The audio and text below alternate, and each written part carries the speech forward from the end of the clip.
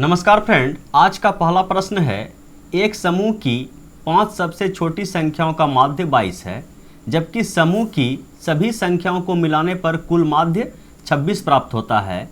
यदि 5 सबसे छोटी संख्याओं को हटा दिया जाए तो शेष संख्याओं का माध्य 28.5 हो जाता है। समूह में कुल कितनी संख्याएं थी? आइए इस प्रश्न को सोल्व करते हैं। हम लोग मान लेते हैं कि समूह में कुल x संख्याएं थी। समूह में कुल x संख्याएं थी और बताया गया है कि सभी संख्याओं का माध्य जो है 26 प्राप्त होता है। तो सभी संख्याओं का कुल योग कितना हो जाएगा? बोलिए 26x गुरुजी। फिर बताया गया है कि समूह की 5 सबसे छोटी संख्याओं का माध्य कितना है? 22। ठीक है, 5 सबसे छोटी संख्याओं का माध्य कितना है? 22। तो 5 सबसे छोटी संख्याओं का कुल योग कितना हो जाएगा? बोलिए 22 गुना 5। ठीक, बोलिए हाँ। फिर बताया गया है यदि 5 सबसे छोटी संख्याओं को घटा दिया जाए, ये कुल योग है, टोटल 26 संख्या का कुल योग है, उसमें ये जो है 5 संख्याओं का कुल योग है, इसको अगर घटा दिया जाए तो क्या बताया है? तो शेष बची संख्याओं का माध्य। तो शेष कितना संख्या बचा? बोलिए टोटल संख्या x था, इसमें हम लोग 5 संख्या को घटा दिए तो शेष बची संख्या इतना बचा और इतना का माध्य जो है 28.5 है। तो इसका कुल योग अगर हम देख लें तो 28.5 से गुना करना पड़ेगा इसको। बोलिए आ गया इक्वेशन? बोलिए हाँ आ गया इक्वेशन। बस इसको सोल्व कीजिए और x का मान चिपका दीजिए, x का मान ही पूछा गया है। ठीक है, तो चलिए इसको सोल्व करते हैं। कितना हो गया? बोलिए 26x और माइनस का कितना हो जाएगा? बोलिए 22 पंचे कितना होता है? 110। ठीक है, और ये बराबर हो जाएगा आपका 28.5x और अगर इसको गुना कर दिया जाए 25। ठीक है, हाथ में कितना? 2 8 पंचे 40, 2 42 के 2 हाथ में 4, 5 दूना 10, 10 4 14, एक अंक के बाद दशमलव।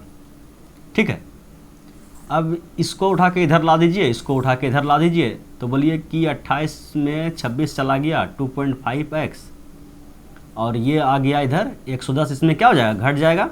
तो 0.5 तो चिपकने वाला है और 142 में 110 खत्म हो गया तो कितना बचा? 32। एक अंक के बाद दशमलव, एक अंक के बाद दशमलव खत्म। तो x का मान कितना आ गया? बोलिए 25 को अगर 12 से गुना करते हैं तो 300 होता है, तो 325 है। तो x का मान कितना आ गया? 13। Option number A.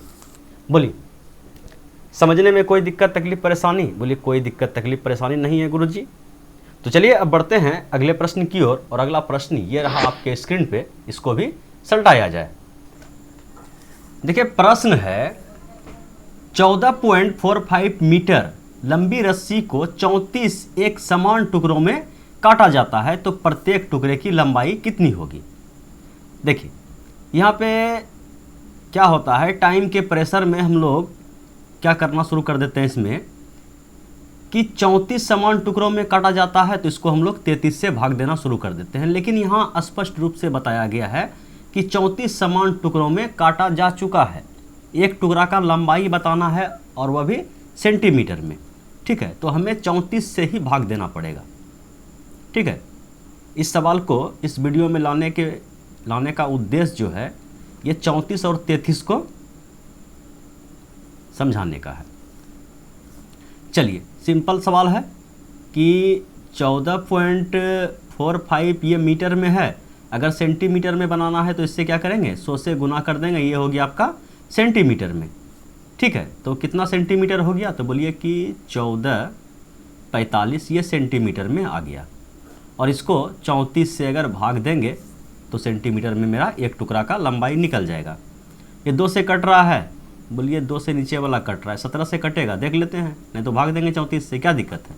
17 दूना 34, 17 पचे 17 36 से, 17 8 36 से, तो 4 4 8, 17 पचे 85। तो 85 को 2 से भागा देना है। 40 का आधा 80 होता है, 40 का दुगुना 80 होता है और इसका आधा हो जाएगा 5 का आधा, तो 42.5 हो जाएगा। ठीक है, ये होगा आपका आंसर। बोलिए कोई दिक्कत तकलीफ परेशानी? बोलिए कोई दिक्कत तकलीफ परेशानी नहीं है। तो चलिए अब बढ़ते हैं अगले प्रश्न की ओर और अगला प्रश्न ये रहा आपके स्क्रीन पे, इसको भी सल्टाया जाए।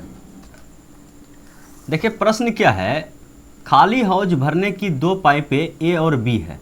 पाइप ए 5 घंटे में खाली हौज की 1/2 क्षमता को अकेले भर सकती है। पाइप बी 9 घंटे में खाली हौज की 3/5 क्षमता को अकेले भर सकती है। दोनों पाइप अपने अपने ढंग से बराबर पंपिंग करते हैं। दोनों पाइप अपने अपने संबंधित बराबर ढंग से एक साथ पंपिंग करते हुए अपनी क्षमता के अनुसार खाली हौज को कितने घंटे में भरेंगे। बड़ा सिंपल सवाल है। और इस टाइप के सवाल में क्या बताएं आपको कि ऊपर ऊपर कटा दीजिए और नीचे वाला से गुना कर दीजिए, तो ए का जो है कुल क्षमता कितना निकल जाएगा। बोलिए 5 घंटा में आधा, तो 10 घंटा में पूरा टंकी भर देगा। ये उसका टाइम का रेशियो आ गया। बी का क्या बताया गया है कि 9 घंटे में 3/5 भाग, तो पूरा काम करने में कितना, क्या बोल रहे हैं कि ऊपर ऊपर कटा दीजिए, 3 का 3, 3 तिया 9, ठीक है, और नीचे वाला से गुना कर दीजिए, 5 तिया 15। बी जो है 15 घंटा में भर सकता है, ठीक है। तो यहाँ से एलसीएम लीजिए, कितना हो जाएगा, बोले टोटल वर्क निकल जाएगा 30, और इसका जो कार्य क्षमता है कितना निकल जाएगा, बोलिए इसका 3 निकल जाएगा, इसका 2 निकल जाएगा। अब जो दोनों मिलके एक साथ काम करेगा तो 5 के रेट से काम करेगा। अगर इसको किससे भाग दिया जाए, 5 से भाग दिया जाए, तो 6 घंटा इसका क्या निकलेगा, आंसर निकल जाएगा। कार्य क्षमता कितना हो गया, 3 और 2 5, 5 से अगर भाग दिए तो 6 बार में ये कट गया। दोनों मिल के एक साथ 6 घंटे में टंकी को भर देगा। बोलिए कोई दिक्कत तकलीफ परेशानी, बोलिए कोई दिक्कत तकलीफ परेशानी नहीं है। सवाल गुड्डी की तरह उड़ रहा है। तो चलिए अब बढ़ते हैं अगले प्रश्न की ओर। और अगला प्रश्न ये रहा आपके स्क्रीन पे, इसको भी सलटाया जाए। देखिए प्रश्न क्या है, 3 sin x - 2 cos x बराबर √3 cos x।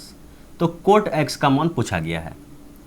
तो आप क्या कीजिए, इसको साइन से अगर भाग दीजिएगा तो कोस बट्टे साइन क्या होता है, कोट का मान आ जाएगा। लेकिन हम देख रहे हैं कि कोस अधिक है, तो दोनों साइड हम कोस से भाग देते थे, ठीक है। कोस से भाग दे रहे हैं दोनों साइड में, तो उससे क्या होगा कि कैलकुलेशन थोड़ा सा बचेगा। बाकी तो जो व्युत्पन्न है वह पूर्वे करेगा, ठीक है। 3 sin x - 2 cos x बराबर कितना है, बोलिए √3 cos x। हम लोग क्या कर रहे हैं, दोनों साइड cos x से भाग दे रहे हैं। आप sin x से भी भाग दे सकते हैं, ठीक है। तो ये मैदान साफ, ये मैदान साफ, और ये कितना हो गया, साइन बाय कोस 10 हो गया, ठीक ठीक। बोलिए अब इसको उठा के उधर भेज दीजिए, तो 3 10x बराबर कितना हो जाएगा, बोलिए कि √3 प्लस का 2, और ये 3 जो है आपका कहाँ आ जाएगा, बोलिए बटे में।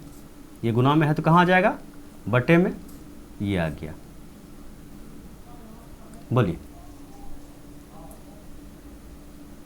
कोई दिक्कत। लेकिन किसका मान पूछा गया है, कोट का। हम लोग किसका मान निकाले, 10 का। तो इसको 1/, कर देंगे तो किसका मान निकलेगा, बोलिए 10 कोट में बदल जाएगा। तो 10 का मान अगर इतना है तो कोट का मान कितना हो जाएगा, बोलिए कोट का मान हो जाएगा, x है 3/√3 + 2। ऑप्शन में नहीं है तो ऐसा कीजिए, इसका हल का परिमेयकरण कर दीजिए, √3 - 2 से गुना कर दीजिए, √3 - 2 से भाग कर दीजिए। तो नीचे क्या आ गया, a + b × a - b, a² - b²। तो माइनस का 1 आ जाएगा यहाँ पे। और ये कितना हो गया, बोलिए 3√3 और माइनस का 6। माइनस से गुना कीजिएगा तो क्या होगा, प्लस वाला माइनस, माइनस वाला प्लस। बोलिए 6 - 3√3, ऑप्शन नंबर सी। बोलिए कोई दिक्कत तकलीफ परेशानी, बोलिए कोई दिक्कत तकलीफ परेशानी नहीं है। तो चलिए अब बढ़ते हैं अगले प्रश्न की ओर। और अगला प्रश्न ये रहा आपके स्क्रीन पे, इसको भी सलटाया जाए।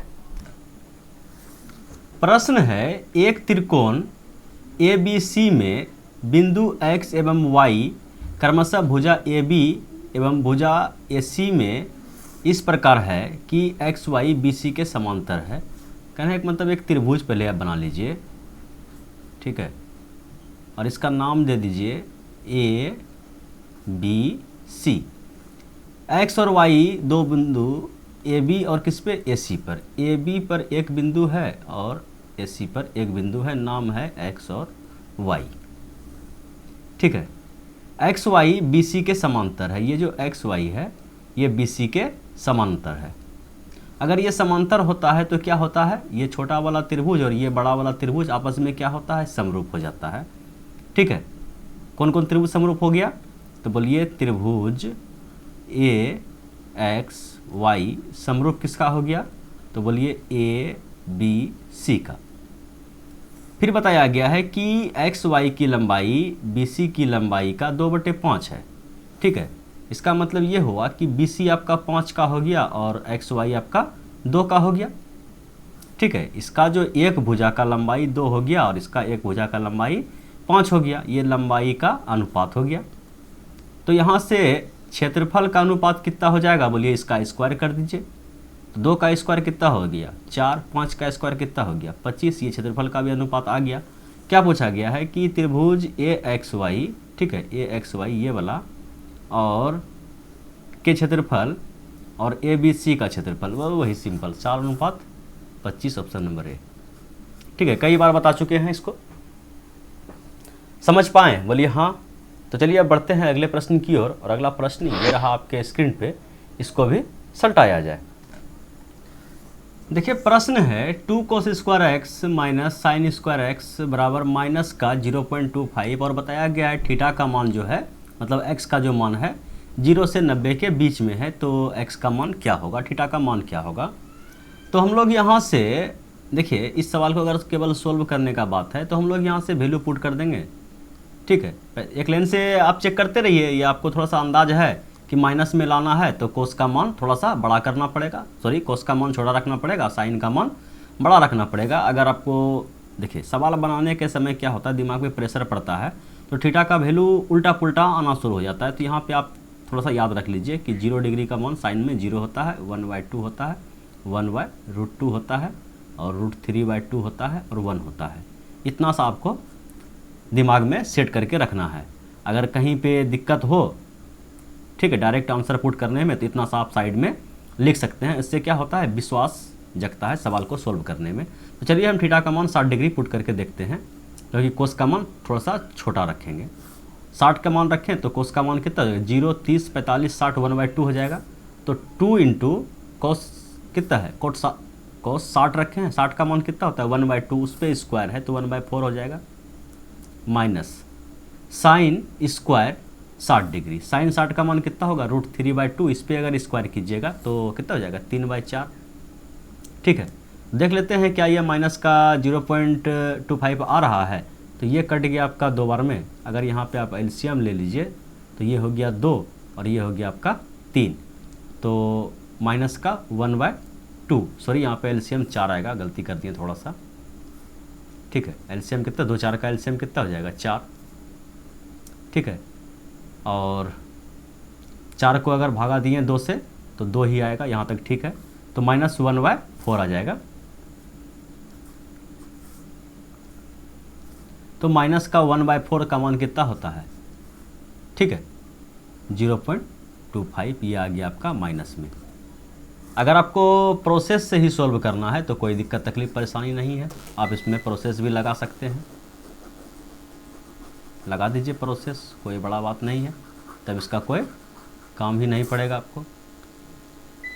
ऐसा कीजिए कि ये जो दिया गया है सबको आप साइन में बदल दीजिए, 2 तो है और इसको लिख सकते हैं 1 माइनस साइन स्क्वायर एक्स, ठीक है, और माइनस का साइन स्क्वायर एक्स पहले से है और बराबर का दिया है माइनस का 1/4। ठीक है, इसको तोड़ दिए, 2 से गुना कर दीजिए, बोलिए कि 2 और -2 साइन स्क्वायर एक्स और माइनस का साइन स्क्वायर एक्स बराबर माइनस का 1/4। ठीक है, तो 2 साइन स्क्वायर यहाँ और 1 साइन स्क्वायर यहाँ, तो कितना हो गया 3, 2 माइनस 3 साइन स्क्वायर एक्स बराबर 1/4 माइनस का है। ठीक है, इसको इधर ला दीजिए, इसको इधर ला दीजिए, कहने का मतलब 2 + 1/4 बराबर 3 साइन स्क्वायर एक्स। कितना हो गया, बोलिए 2.25 एलसीएम लीजिए ना, चलिए 4 हो गया, तो ये कितना हो गया, बोलिए कि नीचे कुछ नहीं है तो 1, तो ये हो गया 8 और प्लस का 1 बराबर कितना हो गया 3 साइन स्क्वायर एक्स। अब समझिए कितना हो गया 9/4, ठीक है 9/4, और ये 3 जो है आपका कट जाएगा, चलिए भाग में ही रखिए। ये कितना हो गया साइन स्क्वायर एक्स, ये कट गया 3 बार में, तो 3/4 क्या हो गया साइन स्क्वायर एक्स। अगर इसको हम रूट में दे दें तो स्क्वायर इधर ख़त्म हो जाएगा, साइन एक्स का मान कितना हो जाएगा √3/4। इसको अगर आप बाहर निकालिएगा एक बार फिर से देखिए कि साइन एक्स का मान कितना हो जाएगा, बोलिए √3 और /2। तो साइन थीटा में कितना डिग्री का मान जो है √3/2 होता है, तो बोलिए 60 डिग्री।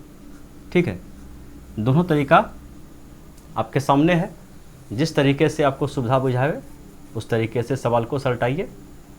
फिलहाल हम बढ़ते हैं अगले प्रश्न की ओर, और अगला प्रश्न ये रहा आपके स्क्रीन पे, इसको भी सलटाया जाए। देखिए प्रश्न क्या है, पानी के जमने पर इसके आयतन में 10.1% की वृद्धि होती है, इस बर्फ के पिघलने पर आयतन में होने वाले प्रतिशत कमी की गणना करें। कि देखिए पानी जब जमता है तो उसका आयतन थोड़ा सा बढ़ जाता है, कितना परसेंट बढ़ता है, इतना परसेंट। इसका मतलब अगर पानी का आयतन 100 है, जब ये बर्फ़ बना तो इसका आयतन कितना हो गया 10.1% बढ़ गया। ठीक है, तो कितना हो गया 110.1। ठीक है, ये पानी का आयतन है और ये बर्फ़ का आयतन है। फिर बताया गया यही बर्फ़ जो है फिर से अगर पानी बनेगा, यही बर्फ़ अगर आपका फिर से पानी बन गया तो अब आयतन में कितना का कमी होगा, तो कमी होगा ना, जितना बढ़ा है उतना कमी होगा, केवल रिस्पेक्ट बदल जाएगा। तो 10.1 का कमी हुआ। ठीक है, डिफरेंस कितना हुआ 10.1 का कमी हुआ, लेकिन किसके बेस में, किसके रिस्पेक्ट में, तो इस बार इसके रिस्पेक्ट में 110.1 के रिस्पेक्ट में परसेंटेज पूछा गया है, 100 से गुना कर दीजिएगा और इसका जो लगभग मान आएगा आपका ऑप्शन नंबर बी 9.2/11 के आसपास इसका आंसर आएगा। ठीक है, बोलिए इसको आप सॉल्व कर लीजिएगा और सॉल्व नहीं कीजिएगा तो लगभग में इसका मान यही आएगा। फिलहाल हम बढ़ते हैं अगले प्रश्न की ओर, और अगला प्रश्न ये रहा आपके स्क्रीन पे, इसको भी सलटाया जाए।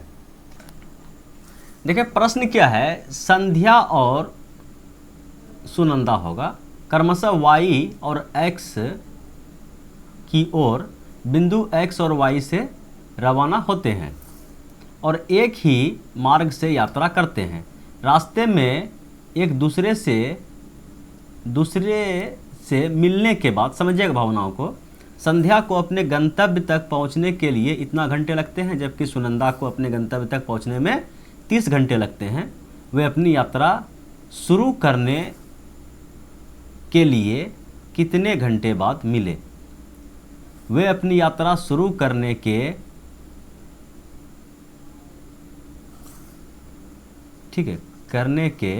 कितने घंटे बाद मिले? चलिए समझ आइए कि ये दो स्थान है, ये स्थान है आपका x और ये स्थान है आपका y।